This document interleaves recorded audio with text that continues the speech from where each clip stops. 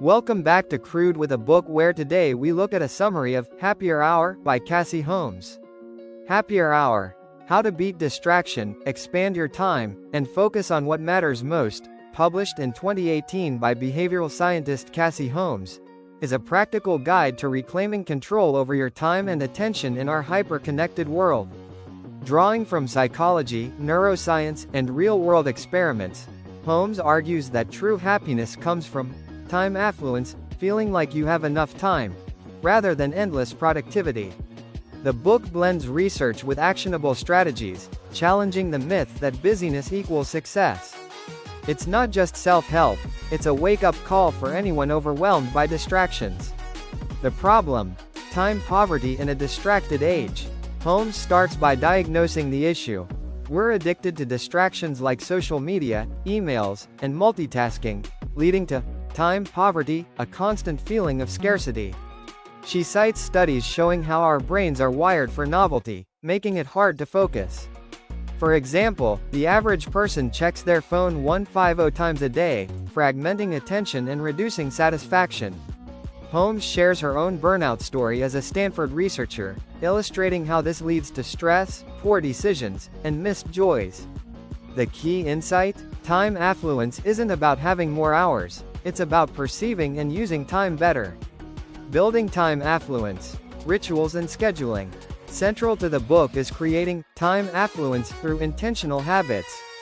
Holmes introduces the concept of rituals, small, meaningful routines that signal focus and reduce decision fatigue. For instance, a morning ritual like brewing coffee mindfully can set a positive tone. She emphasizes scheduling, happy hours, protected blocks of time for what matters, like family or hobbies, rather than filling calendars with obligations. Drawing from behavioral science, she advises using if-then plans, e.g., if I feel distracted, then I'll take a 5-minute walk, to automate good habits. Experiments in the book show how these rituals boost productivity and well-being, countering the illusion that multitasking saves time. Saying no and setting boundaries. A major theme is the power of no.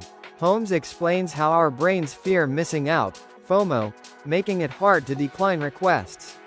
She uses neuroscience to show that saying yes to everything depletes willpower, leading to resentment. Practical tips include the hell yes or no rule: only commit to things that excite you fully. She also covers boundary setting, like turning off notifications during work or family time. Real-life examples from CEOs and parents demonstrate how boundaries create space for creativity and relationships, proving that less can mean more happiness. Combating distractions: mindfulness and tech hacks. Holmes tackles distractions head-on, advocating for mindful tech use. She discusses how dopamine hits from notifications hijack our focus, referencing studies on how even brief interruptions cost 25 minutes of productivity. Strategies include tech Sabbaths, unplugged days, and apps that limit screen time. Mindfulness practices like meditation or attention audits, tracking where your mind wanders, help rewire habits.